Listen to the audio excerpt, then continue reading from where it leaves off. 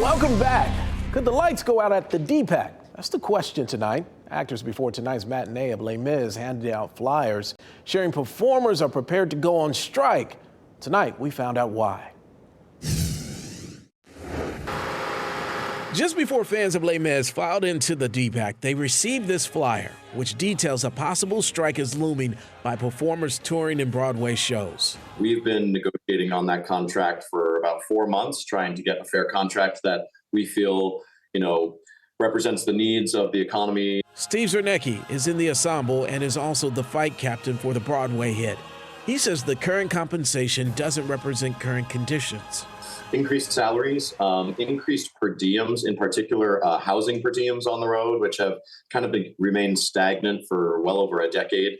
And then also coverage for our stage management team. So our stage management team works 7 days a week, often more than 12 hours a day, often, and they don't have the same kind of coverage. Zernecki shares performers and stage managers can be in one city for weeks. He goes on to add that the high cost of housing, low per diems, and coverage issues for actors and stage managers on the road have created major obstacles. People end up having to dip into their own pocket to pay for housing. We're already paying for housing when we're where we live in New York, most of us, and I have a mortgage that I'm paying there. 17 times in January, the Actors Equity Association of Broadway has met with the Broadway League in attempts to come to an agreement. The last time performers and stage managers went on strike happened in 1968. Zernecki says the union is prepared to do so again. We have a lot of support.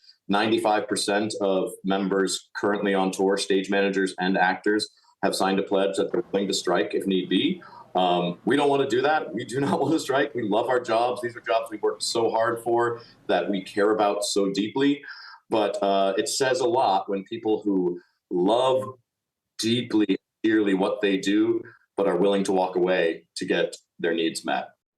We will be watching what happens next closely. So what happens next? Negotiations are set to continue again this Tuesday and Wednesday.